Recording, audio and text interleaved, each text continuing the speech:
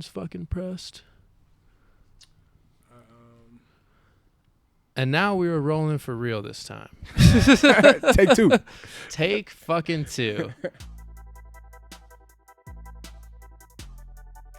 Welcome, everybody, to the very first live in-person episode that I recorded of the Trip Sitting podcast, which was a journey to film, we'll call it.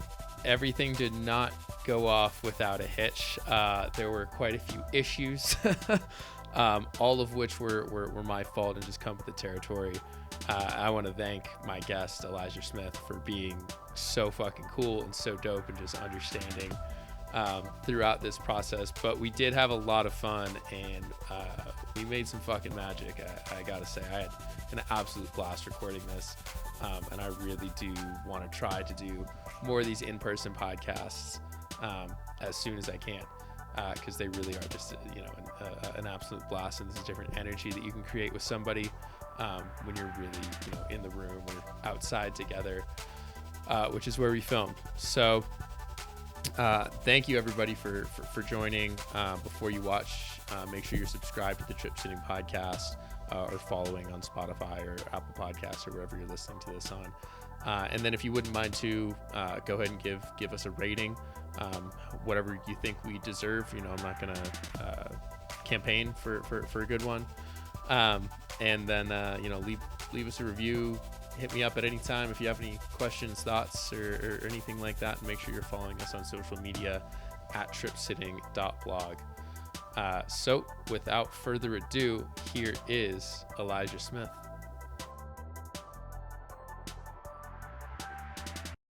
Once again, welcome to the very first in-person episode of the Trip Sitting podcast. What a blessing. So we just recorded about probably a good 10-15 minutes, and I didn't hit the fucking record button on the thing. So that's on me. This is a learning experience. I appreciate you being patient. No problem at all, man. It's still a blessing to be here. You said you didn't even know this was going to be a video interview, so I had no clue. Yeah, no so clue this is just a surprise for all of us. We are live.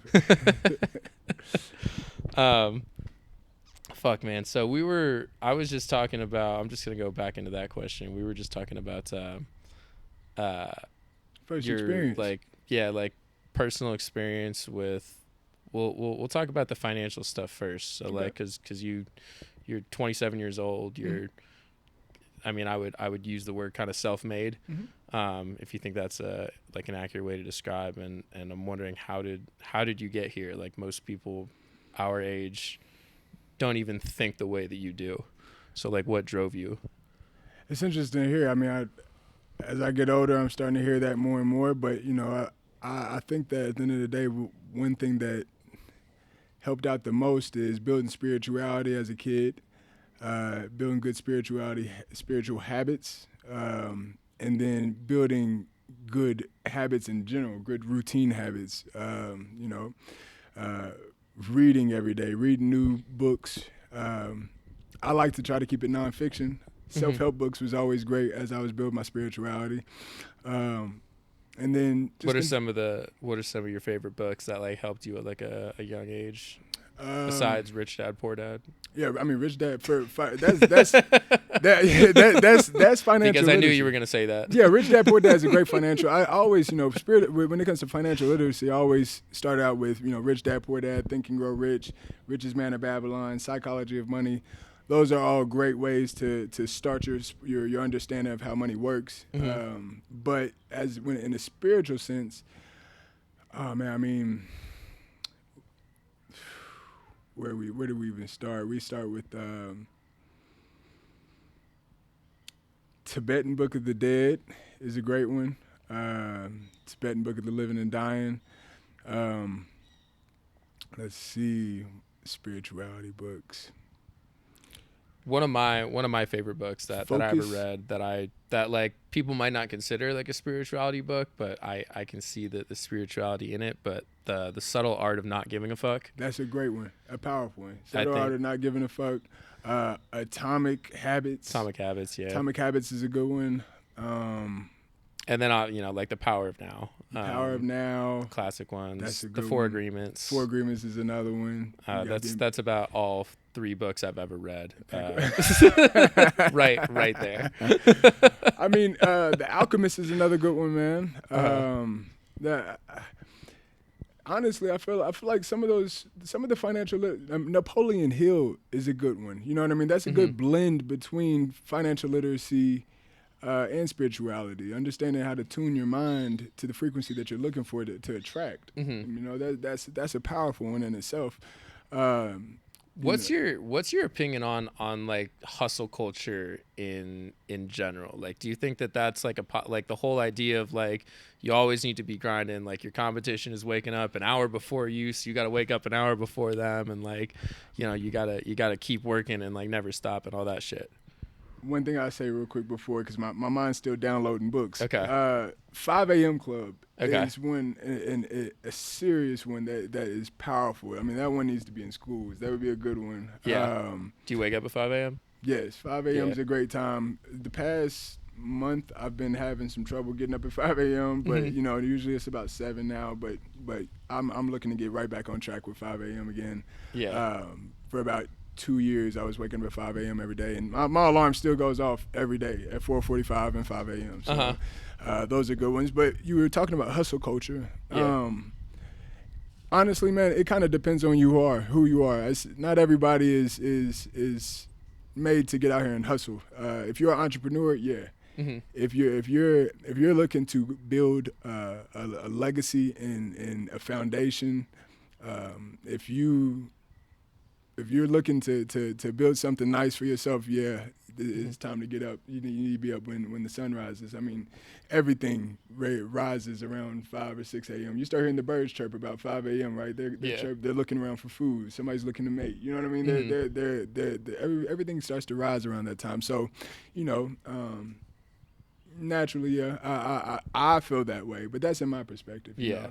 So like, I mean, I don't necessarily disagree, but like, I think I disagree a lot of the time with how hustling is like framed. Like it's like the way that we think of work, or the way that society has taught us to think of work, is simply just if you are like doing an actual job, like exchanging your time for money, and it like if you can directly see you exchanging your time for money, like that's the way that I sort of think of hustling, and I think that it's been framed to me. But like, I think that, I mean, waking up and like meditating, like that should be considered part of it. Like giving yourself time to read should be considered part of it. Whereas like, I think a lot of people see those activities as like, well, now you're wasting time essentially doing nothing. Oh yeah, I mean, to me, especially if you ever read the 5 a.m. Club, you know, you get up at 5 a.m. so that you can have those hours to yourself, so that you can start to get in everybody, you know, a lot of times say, you know, I don't have enough time to be able to do that. I don't have enough time to do this or that. But you know, they're getting 8-9 hours of sleep. You know, that right there is they're missing vital hours of the day. You know, if they were to wake up at 5 a.m., they would have that time to meditate. You think getting 8 hours of sleep is a waste of time? Once again, it kind of depends. It depends on priorities, man. It depends on priorities. For me, I consider myself a workaholic. Honestly, I'm as soon as I wake up, I take care of myself. Then I take care of my business, and I check in on my family and my loved ones. And then, you know, that's my work day. Yeah, and it's my life. But you know, it just depends on who you are. Also, some people are. I'm naturally a night owl. You know, I used to be able to stay up at 2, 3 a.m., 4 a.m. at night, you know, and now I wake up super late. But as I started to progress, I started to realize that I needed to be more efficient with my time and be more and structure my day a little bit better. That stays in tune with the rest of the world. Yeah. So I guess like, what are some of the other daily practices that you've turned on to that have helped you be able to like maintain being able to like essentially hustle and work hard? Because again, like hustling and working hard is not like go 24/7. It's making sure that you give yourself that downtime too. Balance is everything. Balance is everything. I would spiritual practices that I use, you know, meditation. I have to get some type of movement in, whether that's, you know, stretching out, yoga, working out, hitting some cardio. All this is great when it comes to the movement aspect. if I am out of balance, whether that's mentally, physically, if I'm in a fog, honestly, fast. If you fast, a lot of things will start to align. Mm-hmm. We're in it, especially as Americans, we eat all day, whether that's, a breakfast, snack, Mm-hmm. a lunch, a snack, you know what I mean? a dinner, you know what I mean? A dessert, you know what I mean? We're constantly eating, we're constantly in consumption. So our energies is all out of balance. We're constantly, our bodies is constantly digesting something. So therefore, our cognitive function kind of slacks. Mm-hmm. It falls out of harmony with the rest of our body. So Do you do like a like intermittent fasting? intermittent fasting, water fast, dry fast. Okay. I've been practicing Ramadan since I was 20 years old. I'm not fully, I wouldn't consider myself a Muslim, Mm-hmm. but I do follow the practices of a lot of religions. Yeah. Whether that's, Hinduism, Buddhism. Well, religion and spirituality do go hand in hand. I Yeah. think religion has created this authoritarian overlord on top of spirituality to tell you how to be spiritual. Yeah. But still, a lot of the practices are really good and really valid. 1000%. I'm someone who grew up Jewish, but I see the teachings of Jesus Christ, and I'm 1000%. facts. Exactly. I mean, at the end of the day, everybody wants to belong to a religion, but in my mind, I that's cool and all. It's good to always want to belong somewhere, but my thought process is what spiritual principles do you embody? You know what I mean? But how are you Christ-like? How are you Buddha-like? It's about how do you embody it, not how do you preach it. Exactly. Hey, yeah, exactly. It's one thing to say, it's another thing to do. You know? So I tend to look at those things. But yeah, I'm open to all religions and thoughts and beliefs because your beliefs is everything. Mm-hmm. And I like to also assess people's values. That's where I like to look at. Yeah. Your values is often going to reflect your behavior. Mm-hmm. So let's go back to, I guess, psychedelics. Like, what was your introduction to that world? Yeah, man. I mean, it was beautiful. It was the best day of my life. I was 16 years old. I had my first trip with a bunch of friends, and I think I was a sophomore. They were all seniors, and they were like, try these mushrooms, and I'm like, mushrooms. I'll try it. Mm-hmm. I'll see what it's like, and I took an eighth. I remember I had it with a honey bun. Uh-huh. And that was the best day of my life. Honestly, it opened my eyes up and it set the tone for the rest of my life. Yeah. As I was telling you earlier, I had the mushrooms that came off of cow shit. Mm-hmm. Man, you don't ever forget the taste of that. So it was beautiful. But you also told me that you were the only one that took them. Yeah. So your friends, let me just get this straight. They had the mushrooms and told you to take the mushrooms and then did not take any themselves. Yes. Got it. They all were they smoked weed. I didn't smoke weed at the time. Gotcha. I didn't like weed because I had an older brother who used to smoke all the time. Yeah. And when I watched him go from normal state to smoking, it was a much slower state. Mm-hmm. And I didn't want to get slower. Mm-hmm. That didn't quite make sense to me. So I stayed away from weed for a while. I didn't smoke. I never smoked any cannabis. But I tried those mushrooms and thank God I did. Yeah. Do you not think mushrooms make you slower? I definitely think that they take you to a different consciousness that may make you slower in this reality for the moment. Yeah. It's like to me, it's like a software update. You know, when you update your computer, it's gonna move slower. You might not be able to use it for a second. Yeah. but when you get back, I can't. Now you're 3.0. So that's the way I kind of look at it. It's a software update. Yeah. And if you take a lot, you might get a hardware update. So that first trip that you had, like, it was just, sort of like this eye-opening experience. Like, did you immediately then dive into, like, what did I just do? I want to learn about this, or like did it take a little bit for that to catch up? Immediately dove right in. It was the understanding that this was major introspection. Mm-hmm. It gave me a lot of depth moving internally. Yeah. I was always very curious externally, but then this gave me a lot of curiosity internally. And so I began to do a lot of work with myself over the course of the next 2 years. I didn't really speak about it. I didn't tell too many people. I told very close friends about, what I was doing, but like I kind of didn't want people to know because I didn't know what was going on. So I wanted to kind of continue to explore. I knew I wasn't hurting myself. Yeah. I knew that I was definitely exploring new territory, but I knew that no damage was happening. If anything, I was getting better. Yeah. I was developing a better understanding because at that age, man, I was off the chain. You know what I mean? I was always about having fun, and although it was in my mind innocent fun, it was still in the eyes of society a bad thing. So it still is, by the way.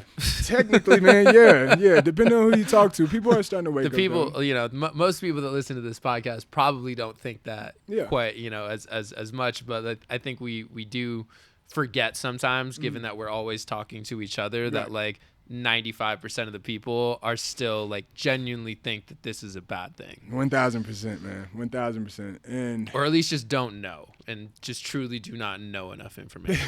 This is true. And don't give enough of a fuck to find out. There's a lack of curiosity too, and that's the part that's kind of frustrating. It's just the lack of curiosity. Yeah. It's I find that they always say there was the slogan, the rabbit hole. You go down the rabbit hole, and I'm all for digging. I'm all for digging, man.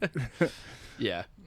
Do you find at all that I guess like you have to navigate differently within this space, being a person of color versus the fact that it seems like it's all these white people, such as myself, that are just taking like their capitalistic views and trying to, make this into like a, again, capitalist industry? I feel like I try not to care about stigma anymore. Yeah. Because at the end of the day, that's meant to those are chains. Yeah.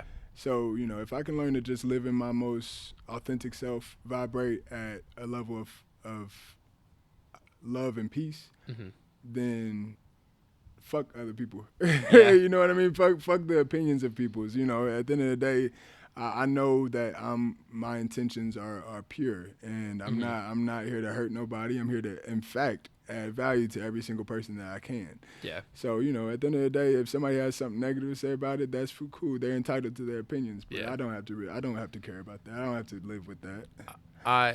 I love that response for a couple reasons, but like the main thing that really resonated with me about that is like it's not our job as humans to like fix other people's viewpoints and tell them while they're wrong.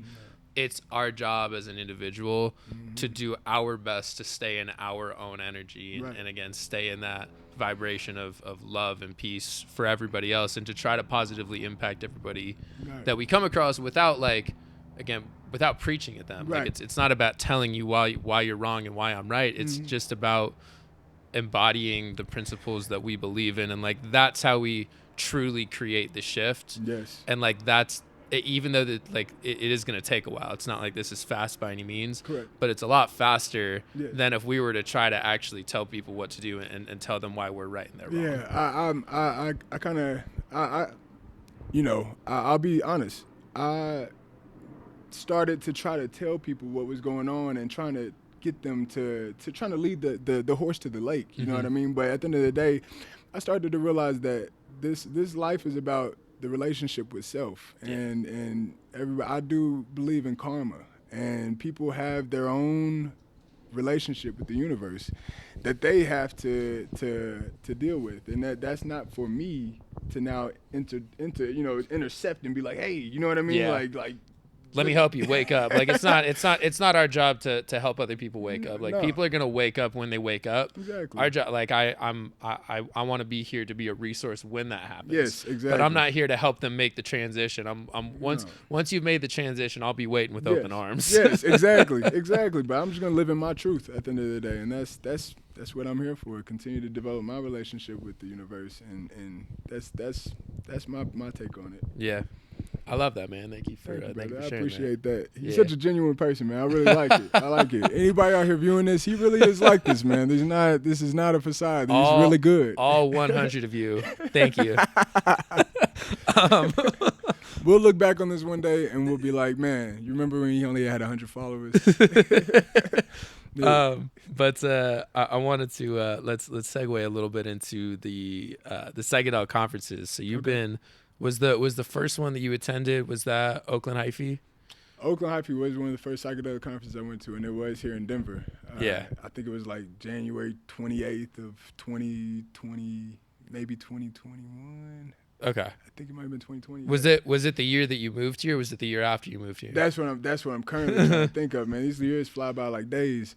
I think it was January 2021. Okay. Yeah. I want to say it was January 2021 because the pandemic hit. You know, everybody was, they couldn't even get within 5 feet of people. So, I think that it was January 2021. So what had you been doing, I guess, sort of within the psychedelic space between then? Was it just like knowledge? Like, had you already made connections? Did you already have a business? Like, what was your personal landscape? My first psychedelic conference was mind-boggling because I couldn't even believe that this was real. I couldn't believe that there was this many people that was interested in mushrooms, and then not only interested but actually taking mushrooms. Yeah. You've got 200 people that are all microdosing. Mm-hmm. I felt like I was with my tribe. Yeah. And that it's like finding I felt like an adopted kid who had just found his actual family for the first time. So that was amazing. And shout out to Reggie Harris from Oakland Hyphy. He did this thing right there. I salute you, brother. At the end of the day, you already know how I feel. So did you meet him at that conference? Yeah. I met Reggie at the conference. Yeah, that was a blessing. Hey everybody. I don't normally do these, but I've decided to add a little ad break in the middle of this podcast. And not because it was originally planned, but because I fucked up the recording again. And so there naturally just was a pause, and I kind of have to fill it with something, so I'm going to fill it with this. It's not going to be long. All I do is want to advertise my business that I actually run called Conscious Retreats, which helps you find the best center for your plant medicine journey. So whether you're looking to go on an ayahuasca retreat or a psilocybin retreat, I have a network of trusted centers that I work with that I'll get you in contact with. It doesn't cost you any money at all. It's just somebody else to consult with and help you along this journey if you're considering plant medicine. So that's it, and back to the podcast. What were you just about to say about that story? Let's just start there, and then we'll segue into whatever the fuck you're doing. Yeah, man, we was at the Oakland Hyphy conference. Shout out Reggie again one more time. He honestly put me in the direction of where I'm headed to now, which is, holding space and letting people be able to gather and talk about concepts. And for me, I personally have moved to a way of wealth and wellness. And that's currently where I'm at, is holding space for people and allowing events to occur. So that's a fancy way of saying that you're going to hold your own conference. Oh, yeah. Yeah. Oh, yeah. Yeah. Yep. The inspiration came from Oakland Hyphy. Yeah. And Canadelic. Canadelic is another space that's I like the way that they host their events, and I got a chance to build great relationships there, as well as with the host of it, which is Colleen and Pete. Mm-hmm. Great people, great people, great organization. So yeah. So let's actually let me ask this question: where does a mid 20-year-old get the money and time to be able to travel to and afford all of these psychedelic conferences without working for any sort of psychedelic company? By developing financial literacy. Okay. I personally, like I said, start out with those financial literacy books as the first place. Mm-hmm. I think we probably missed that entire conversation because that wasn't being, or was that? No, that was recorded. That was recorded? Oh, cool, yeah. okay. Yeah. I mean, and find your niche.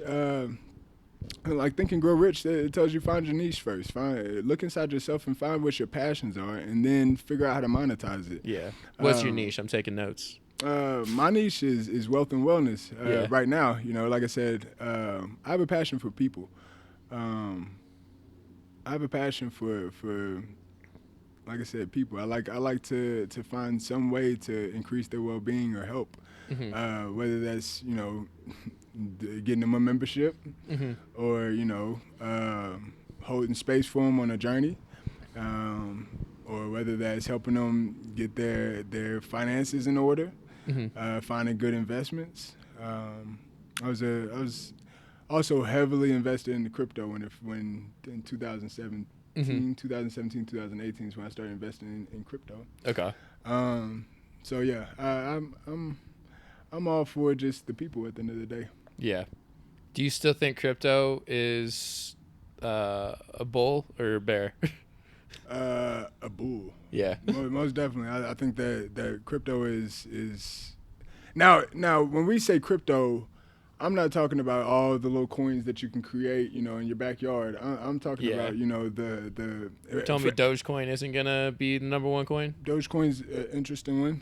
Like I said, that's one that's interesting. But I like to stick with, for me personally, this is just me. I like to stick with the ones that are the elders. I like to stick with the Bitcoin. I like to stick with the Ethereum.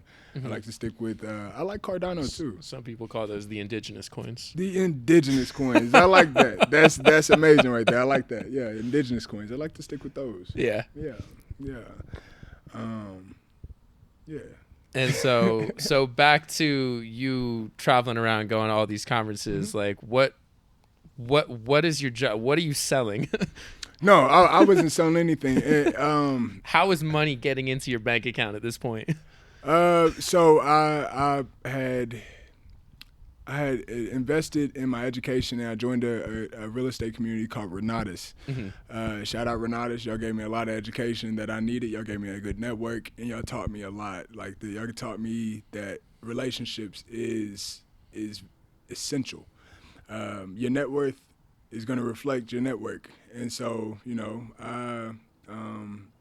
I was going to these conferences, and I was looking to meet the people who were running the conferences. So that was my goal. Every single conference I went to was to develop good relationships. Yeah. Yeah. And so in my mind, it was work. It was work. I was going to these places, and it didn't matter what was going on that day, what I had planned, if I had a date that weekend, or if I had some other duties that I had to tend to. I would drop everything and get to that conference. Yeah. And I would be very intentional about who I was talking to. Yeah. So besides Oakland Hyphy, you said Canadelic was another big one. Yeah, Canadelic was another. Was really good. What did you think of Psychedelic Science? Psychedelic Science was another great one. Psychedelic Science, it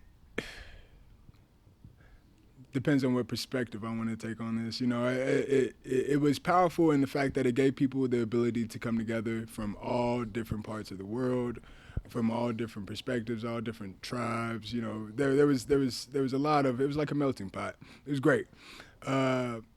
However, it was predominantly white. You could tell that the way they marketed it was to white people. It was not accessible. You had to have at least $800 for general admission.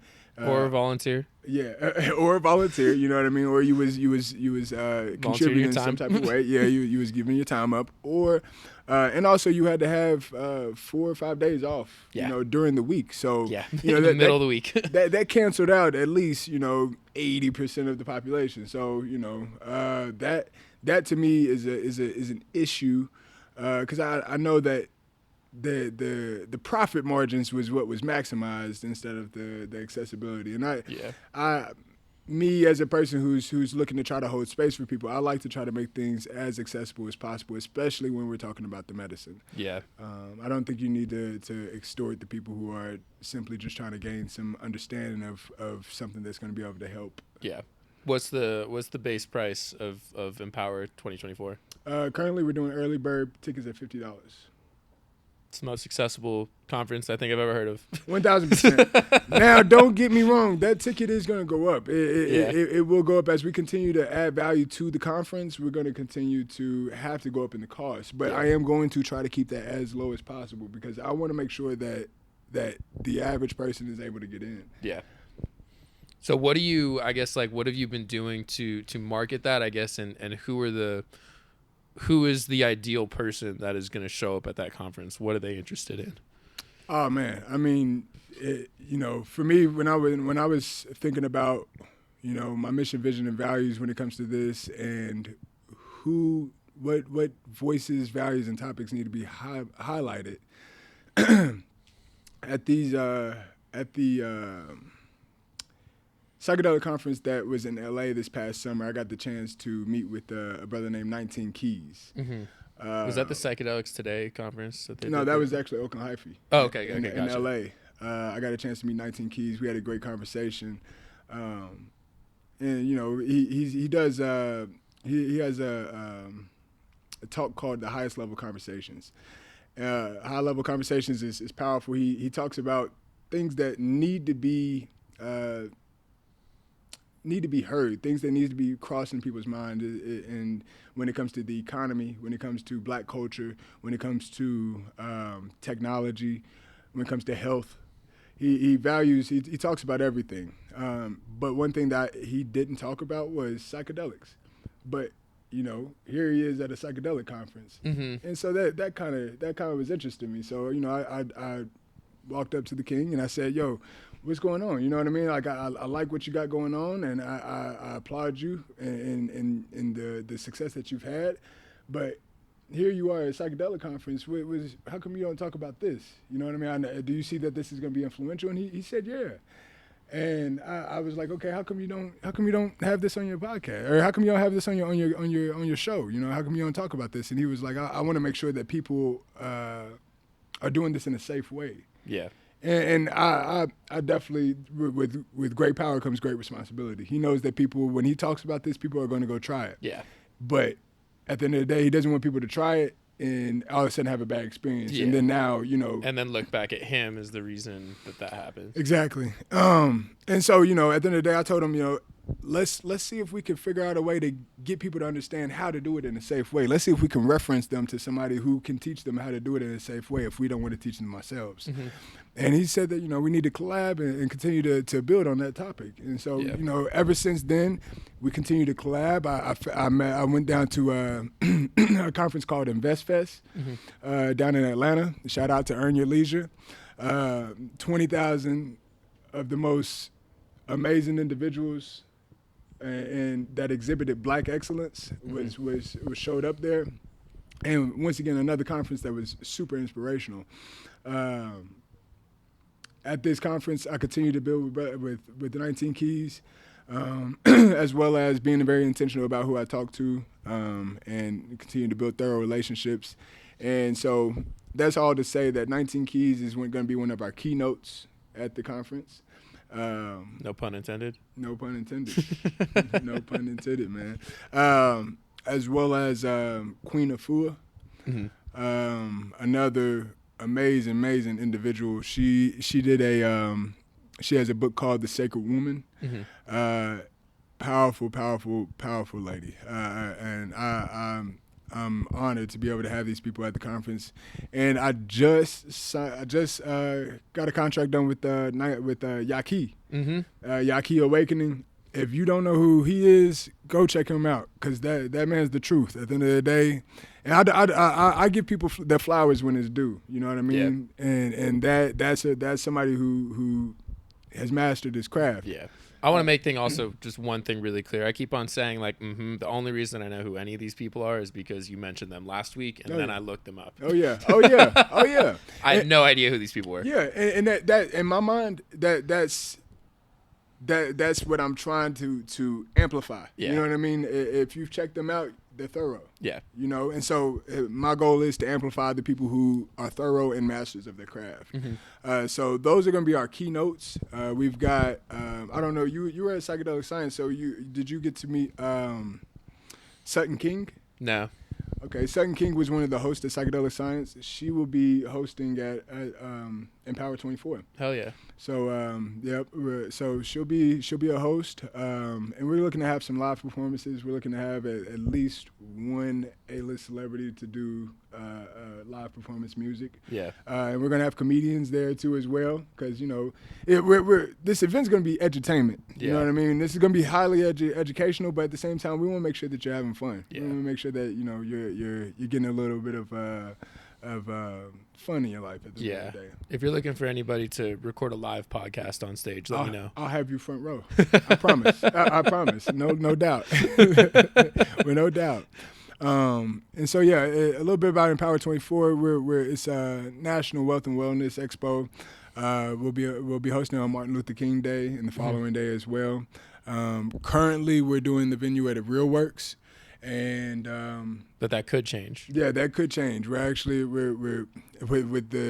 with what we're seeing right now, with what people want and how many people are looking to attend. We're looking to upgrade to Mission Ballroom. Yeah.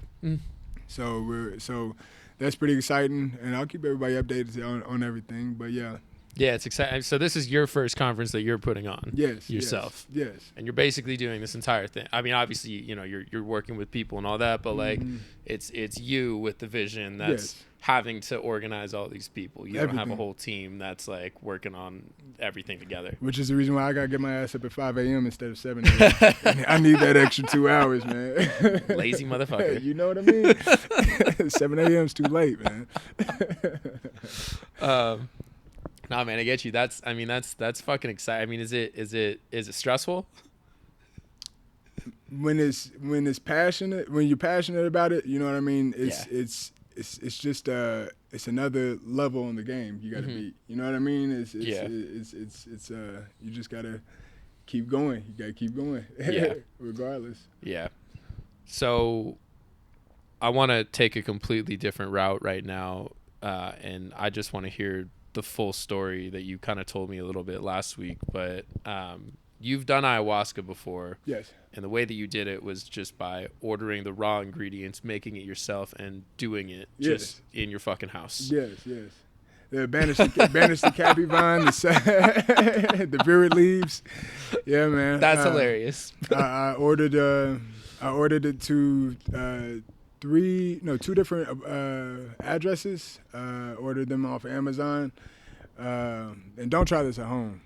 You know what I mean? But at the end of the day, I ordered it to two different addresses. I got the recipe, got the ingredients, and got to stirring, steaming. I bet that smelled really good in the kitchen. Oh yeah, it smelled real like the Amazon rainforest in there, man. But yeah, it was great though.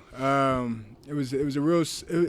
Now the thing is, I was 19 years old doing this, and I could not even cook ramen noodles right. You know what I mean? So at the end of the day, it turned out okay.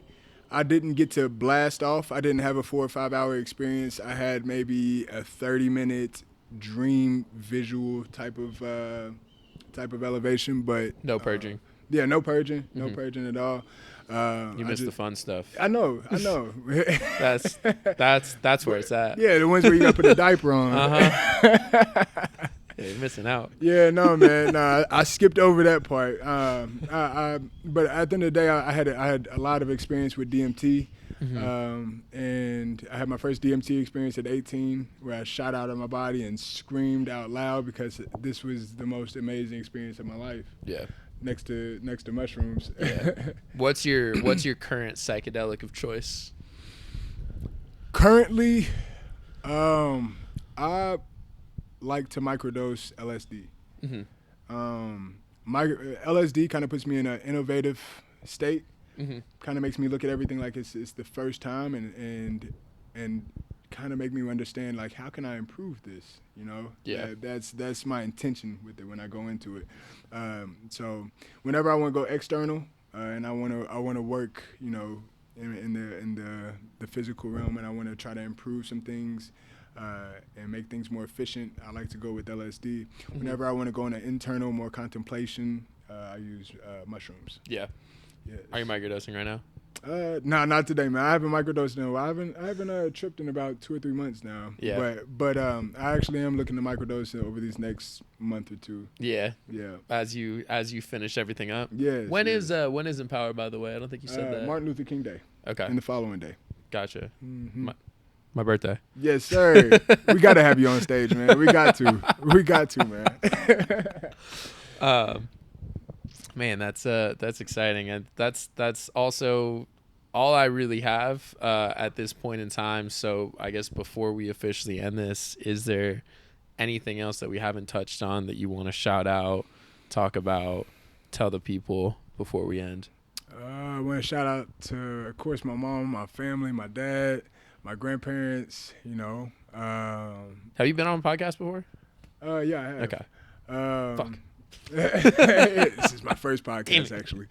I want to shout out to my team, and shout out to anybody who has ever given me words of encouragement and showed love. It was a blessing to come across and to interact with anybody who has done that for me. And I hope that anybody who's interested, in anything that I'm doing or anything that it has to do with wealth or wellness, and you are coming across any parts in your path where you don't know exactly where to go, you can always come holler at me, and I'll definitely put some energy into you no matter what. And shout out to you for having me on the podcast, man. I appreciate that, man. All the links to everything that you're doing is also going to be in the footnotes of this. So, Okay. So I'll make sure that people can connect with you. But I appreciate that. Thank you for coming over. Thank you for doing this experiment with me, which did not go without any flaws. It's all good, man. It's all part of the journey. I really do appreciate it. No, your energy is magnetic. Thank you, is probably one of the the word I'd use to describe it the most. And thank you, brother. I just appreciate a lot of love, that. and I'm blessed that we connected. So thank you so much for joining me on this journey. Thank you, brother. I appreciate it, man. Thank you. And thank you for having me.